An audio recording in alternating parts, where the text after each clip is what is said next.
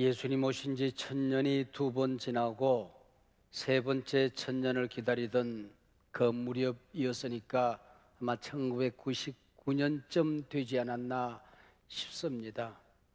제 마음속에 21세기가 되면은 하나님께서 어떤 교회를 쓰실까, 어떤 리더를 세워서 세상을 변화시킬까.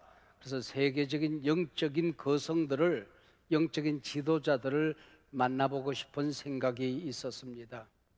그래서 전 세계를 다닌 것은 아니지만은 대단히 여러 나라를 다니면서 지도자들을 만나 보았습니다. 그 가운데 한 분이 세계적인 리더십 전문가 존 맥스웰 교수님이십니다. 이분은 목회를 하면서 꽤나 목회를 성공적으로 잘 하던 분입니다. 그 마음 속에 교회가 성장하고 건강해지려고 하면은 리더들이 성장하고 건강해야 된다 하는 생각을 가지게 된 것입니다. 제가 그분에게 배운 것은 교회를 다니면은 목사가 되었으면 교인들을 섬기고 교회를 부흥시켜야 되지만은 그건 못지않게 중요한 것은 함께 일하는 후배 사역자들을 세우는 것이라 그렇게 배웠습니다. 그때부터 저도 그분 따라갈 수는 없지만은 흉내를 내느라고 애를 쓰지 않았나 그렇게 생각을 합니다. 이분이 한 번은 꿈을 꾸었어요. 길을 가는데 복면을 쓴 사나이가 앞을 가로막고 서서 못 가게 하는 겁니다. 그래서 이분이 누군가 하고 복면을 벗겨 보았더니 놀랍게도 바로 그 사람은 자기 자신이었습니다. 우리가 인생의 걸음을 내딛고 비전을 이루려고 할 때에, 하나님의 은혜의 자리로 가려고 할 때에 내 앞길을 가로막는 것은 다름 아닌 나 자신이었다고 하는 것입니다. 미국 바이올라 신학대학원의 조직신학 교수이신 T. 윌리엄스라는 교수님이 계십니다. 어느 잡지에 기고를 했는데 최근에 전 세계에서 가장 빨리 성장하는 종교가 있대요. 전 세계적으로 무섭게 번져가는 종교가 하나 있는데 바로 자기 숭배 종교라고 하는 것입니다. 자기를 존귀하게 여기는, 모든 판단의 기준이 자기 자신이 되어버린, 자신의 감정은 언제나 옳은 것이라고 생각하는, 나를 기쁘게 하고 유익하게 하는 것이 선이라고 생각하는 바로 자기 숭배 종교라고 하는 글을 기고했습니다. 우리가 인생의 걸음을 내디딜 때에 우리 앞을 가로막는 복면의 사나이가 소극적으로 작동하면 열등감이 됩니다. 그리고 이게 적극적으로 작동을 하게 되면은 자기를 존귀 여기는 자기 숭배 사상이 되어져 버리고 말더라 하는 것입니다. 우리가 신앙생활 하는데 우리 교인들 가운데 열등감이 깊어지면 어떤 질병을 낳게 되는 거 아니? 교인들이 쓰고 다니는 복면의 사나이 둘이 있습니다. 하나는 이 임직자 직분 가면이라고 하는 겁니다. 이 임직이라고 하는 것은 다른 사람보다 달란트를 지금 더 받는 시간이거든요. 달란트를 1달란트에서 5달란트에서 10달란트를 받았다는 게 뭘까요? 그만큼 책임이 무거워졌다고 하는 것입니다. 그래서 달란트를 감당하려고 하면은 낮아져야 돼요. 섬김의 자리에 가야 돼요. 남들이 가기 싫어하는 곳에 가야 된단 말이에요. 더 많이 짊어져야 돼요. 근데 이걸 계급으로 생각하기 시작합니다. 이게 임직자 직분 가면이라고 하는 겁니다. 그리고 신앙생활 하시는 분들 가운데에 예언자 가면이라고 하는 게 있어요. 다른 사람들을 걸핏하면은 비판하고 비난하는 태도를 말합니다. 똑같은 집사인데 나보다 훨씬 더 복을 받은 것 같아요. 그리고 교회를 곧잘 섬겨요. 헌신해요. 어디 가나 때깔이 나요. 근데 그러지 못하면은 미안한 것까지는 괜찮은데 비판하기 시작합니다. 어디다 대고 맨날 나대 그런다든지 또 교회를 비난합니다. 그래서 자신이 헌신하지 않는 것은 바로 이러이러한 이유 때문에 자기가 이렇게 한다고 합리화하는 것입니다. 이게 바로 우리 성도님들이 가지고 있는 예언자 가면, 일종의 열등감의 또 다른 표현이라고 할 수가 있는 것이요. 여러분, 내가 이렇게 생긴 것은 하나님이 나를 이렇게 만들었잖아요. 그게 이유가 있고 목적이 있단 말이에요. 가장 맞는 이유가 하나님 앞에 있는 것이거든요. 그럼 감사하면 되잖아요. 여러분, 사람들 가운데 약점 없는 사람이 누가 있겠습니까? 이 약점이 부정적으로 작동되어지면 열등감이 되는 거예요. 약점이 있다는 사실을 긍정적으로 받아들이면 겸손해져요. 하나님을 의지하는 삶을 살게 돼요. 그런데도 불구하고 하나님이 이런 복을 주시는구나, 그래서 하나님 앞에 감사하게 되더라 하는 것입니다. 여러분, 내가 나를 폄훼하고 비난하고 열등의식에 사로잡혀서 열등감을 가지고 살아가는 것, 이건 나를 만든 하나님을 비판하는 것이라는 말이죠. 일종의 정신적인 질환이라고 하는 이유가 여기에 있습니다. 사실 세상 사람들은 약점 많은 사람을 쓰지 않습니다. 그러나 우리 예수님은 수고하고 무거운 짐진 자들아 다 내게로 오너라 그랬거든요. 약점 가진 사람을 다 오라고 말하고 있습니다. 오늘 본문 성경을 읽어보면 열등감에 사로잡혀서 인류 역사상 가장 멋지게 핑계 잘 되는 핑계쟁이 한 사람이 나옵니다. 그는 전 세계를 당시에 지배하고 있던 애굽이란 나라 공주의 양아들이었습니다. 그러다가 자기 자신이 애굽인이 아니라는 것을 알게 되었어요. 이스라엘의 피가 흐른다는 걸 알게 된 것입니다. 그래서 자기 동족들을 불쌍히 여기다가 그 동족을 편들어 주다가 살인죄를 범하고 만 것입니다. 도망갔습니다. 미디안 제사장 이드로의 집에 붙어서 살기를 40년 세월 남의 집 머슴살이 채가살이로 살게 된 것입니다. 오늘 하나님께서 찾아오셨어요. 도망갈 때 나이 40입니다.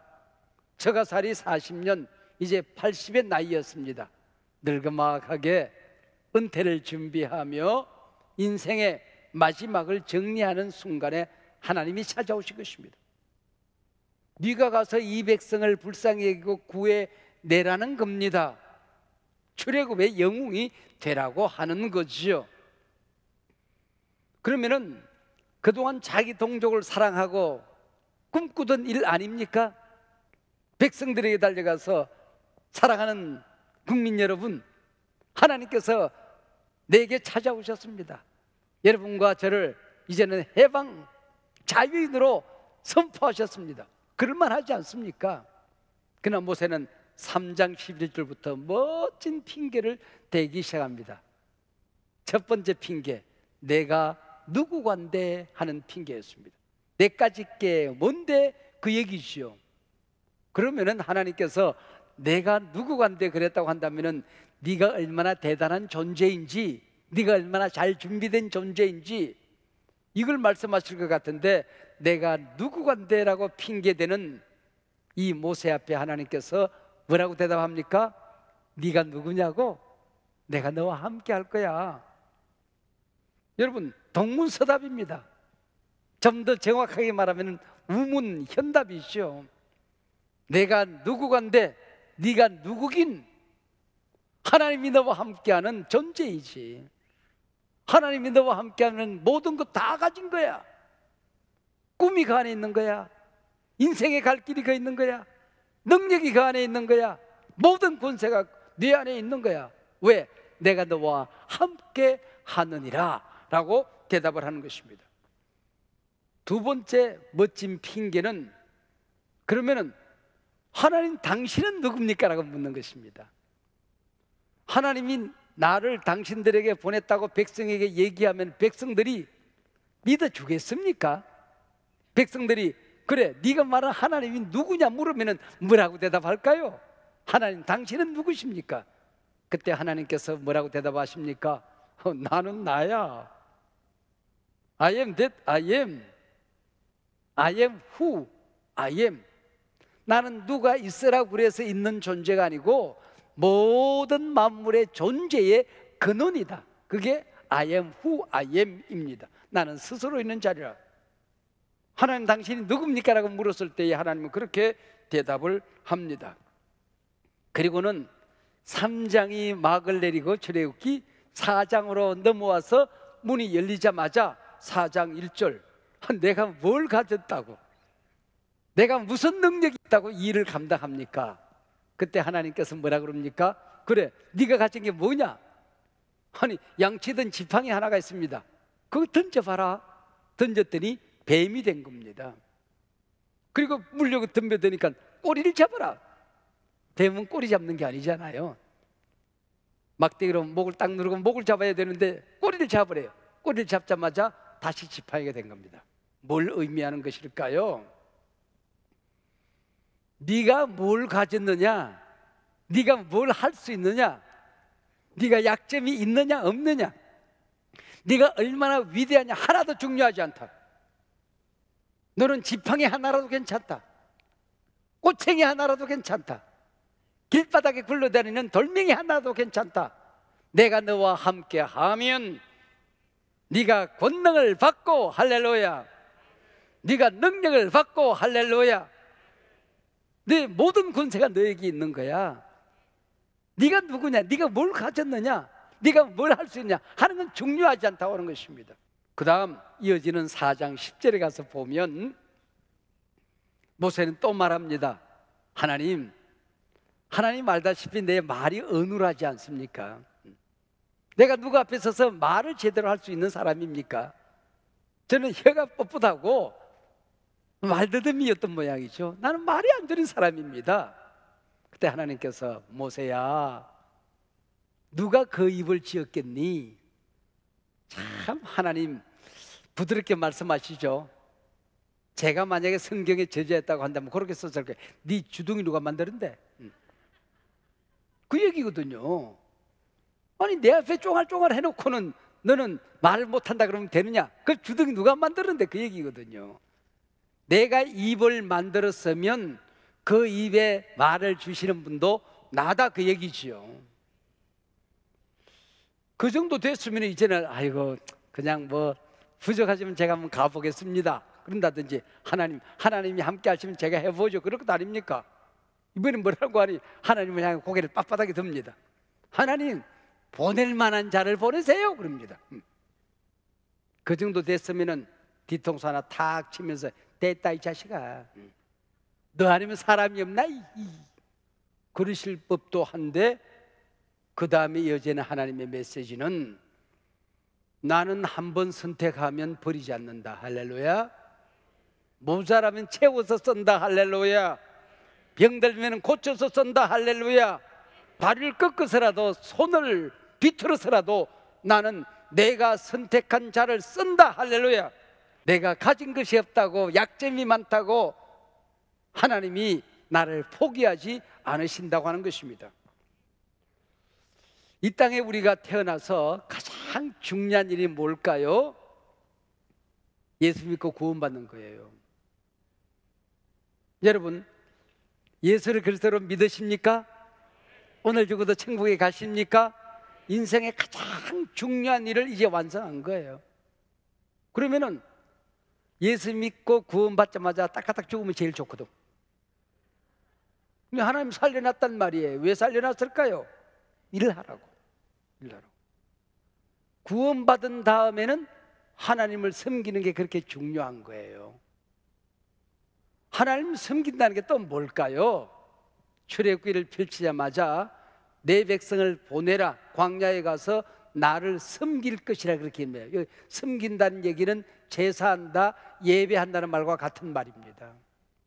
제일 먼저 우리는 예배하는 백성으로 살며 하나님을 섬기는 것입니다. 하나님의 일을 감당하며 교회에서 사역을 하며 세상의 약자들을 도우며 사회 한복판에서 빛이 되며 우리는 하나님을 섬기는 것입니다. 이게 섬기는 거예요. 제가 신학적인 주제 하나를 말씀드리면은 예정론이 있고 선택론이 있어요. 예정론은 구원과 관계가 있고 선택론은 사역과 관계가 있어요. 일과 관계가 있어요. 예정론은 구원받을 사람을 미리 다 정해놨다 그 얘기가 아니고, 내가 오늘 구원받았어요.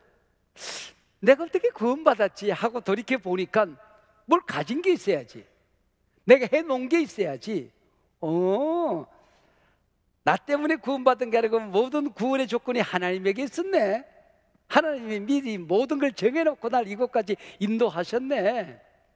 그때 이 길로 갈 수 있었는데 내가 이 길로 간 거, 하나님이 예정하신 것이네.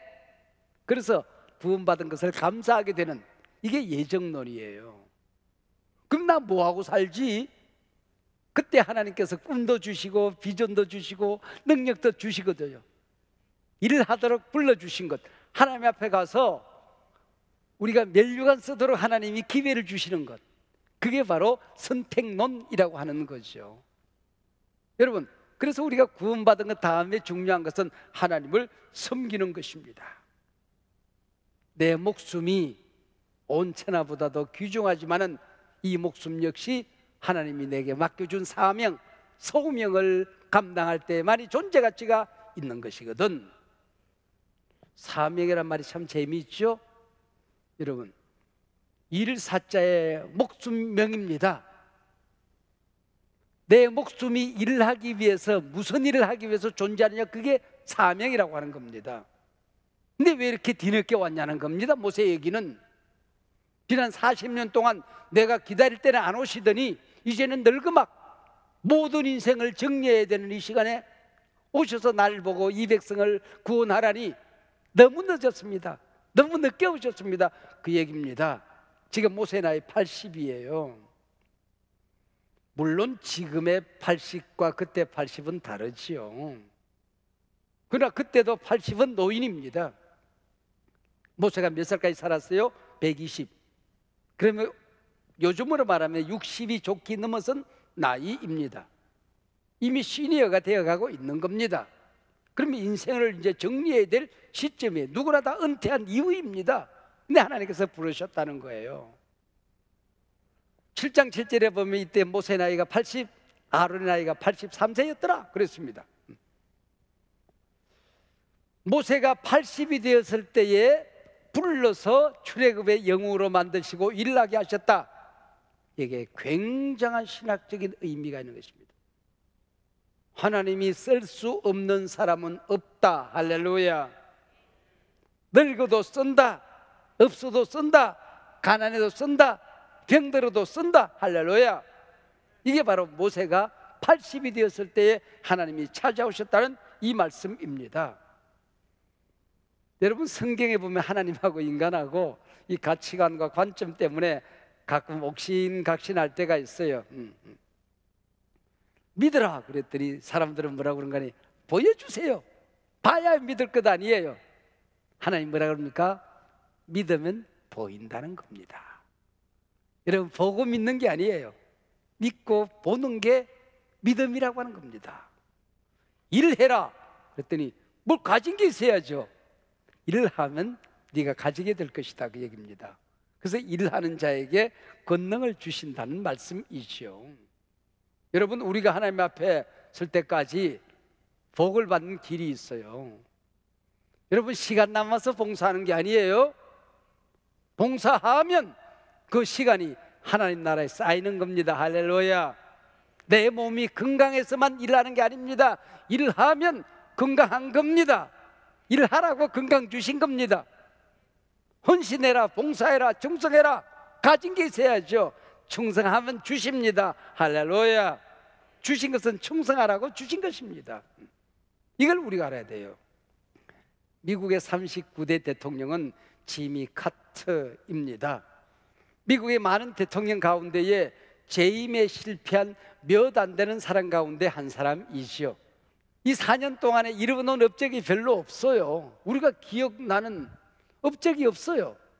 근데 은퇴한 후에, 나이가 든 후에 전 세계를 다니면서 집 지어지기 운동, 헤비타트 운동을 펼쳤습니다. 이분은 단순히 사람의 집을 지어준 게 아니에요. 사람은 저녁이 되면 자기가 들어가야 될 집이 있어야 된다는 거예요. 그 의미가 굉장히 중요하다는 것입니다. 사람은 인생의 저녁이 되면, 인생의 마지막 종착역이 되면 들어가야 될 하나님 집이 있어야 된다는 거예요. 그걸 가르쳐 주는 게 집이라는 겁니다. 그래서 저녁이 되면 집에 들어가듯이 인생의 저녁이 되면은 하나님의 집에 들어가도록 인생은 지어졌다, 그 얘기예요. 그걸 가르쳐 주기 위하여 헤비타트 운동을 한 것입니다. 단순히 집을 지어주는 운동이 아니고 하나님 나라를 가르치는 운동입니다. 그리고 그분은 분쟁이 있는 전 세계를 뛰어다닙니다. 위험한 지역입니다. 목숨이 담보되지 않는 곳으로 달려가서 세계적인 분쟁을 조정하는 역할을 하게 되는 것입니다. 은퇴한 후에, 나이 든 후에 더 멋진 사역을 감당하게 된 거예요. 오늘 이 시간 우리 사랑하는 장로님들, 안수 집사님들, 권사님들, 오늘 은퇴하시는 이 귀한 분들은 우리 교회가 가장 급성장하던 때에 성장의 발판이 되신 분들, 사람이 가장 필요한 때에, 가장 많이 일해야 될 때에 교회 임직을 받고 오늘까지 헌신하고 충성하신 분들입니다. 제가 간밤에 여러분의 사진을 보면서 이름을 이렇게 넘겨보니까 참 감사하다, 그 생각이 들었어요. 이분들의 헌신과 이분들의 충성과 사랑과 기도가 없었다고 한다면 오늘의 우리 교회가 과연 가능했을까 하는 생각을 하게 되었어요. 그러다가 문득 우리 강금의 권사님 이름을 부르다가 내 눈에 눈물이 핑 돌더라고요. 우리 마두동 상가 시절 그때 여전도 회장을 하셨는데, 강금의 권사님이나 저나 강호동이 이만기는 아니잖아요. 우리 몸집이. 근데 저 덩치에 쌀가마를 짊어지고 아파트를 뛰어다니면서 마두동 예배당 건축 기금을 우리 만드느라고 애를 썼거든요. 그러다가 저 이사를 갔는데 어디로 갔는 거 아니야? 오산으로. 얼마나 오산이 뭡니까? 1산, 2산, 3산, 4산, 오산인데. 근데 수년을 지금까지 주일마다 교회에 오셔서 우리 남편, 우리 사장님이 신앙이 오래된 분 아니거든요. 평신도가 아니고 평신도거든요. 네. 직분 없는 평신도신데 오셔서 같이 이렇게 예배드리고 가신단 말이에요. 그리고 오늘 은퇴를 하시게 되는데, 임직이라는 게 이런 거거든. 임직이 이런 거거든. 여러분, 모든 사람에게 임직이 뭐냐 그랬을 때 이런 거다, 그렇게 가르쳐 줄 수 있어야 될 거예요. 또 우리 장로님들 한 분 한 분 보니까 참 충성스러운 장로님들이에요. 우리 교회 장로님들이 많이 계시는데 우리 박물관에 가야 될 장로님들이 계시거든요. 제가 유영욱 장로님하고 김병철 장로님한테 그래, 당신들 왜 여기 있어? 저 박물관에 가 있어야지.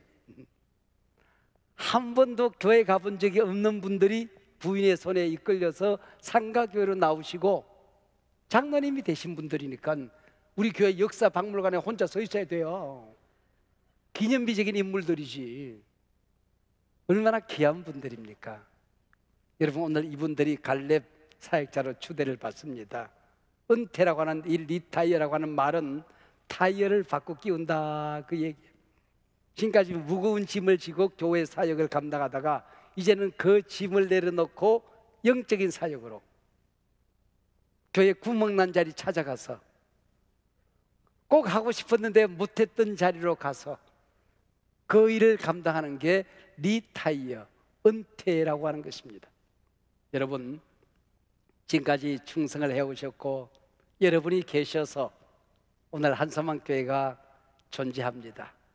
이제 오늘 갈렙 사역자로 추대를 받으시지만은 이제 진정으로 오늘부터가 언덕에 올라 손을 들고 기도하던 모세, 아론과 훌의 자리에서 나라와 민족 역사 한서망교회를 축복하며 더 멋진 우리 교회로 나아갈 수 있도록 여러분의 축복의 기도가 필요합니다. 더 신령한 영적인 사역이 필요합니다. 그동안 수고 많이 하셨고 또 앞으로 더 위대한 사역들을 하나님이 기대하실 것입니다. 이게 교회 사역이라고 하는 것은, 죽도록 충성한다고 하는 것은, 이거는 작은 일에 충성하는 겁니다. 작은 일이 큰 일인 줄 알고 살아가는 거예요. 끝까지 하는 게 충성하는 것입니다. 여러분, 이 일은 졸업이 없어요. 은퇴가 없어요. 그리고 우리 은퇴 예식이라고 부르지 않아요. 갈렙 추대 예식이라고 부르지. 끝나는 날이 있을 것입니다. 그 날이 죽는 날입니다. 네, 죽어야 끝이 나는 것입니다.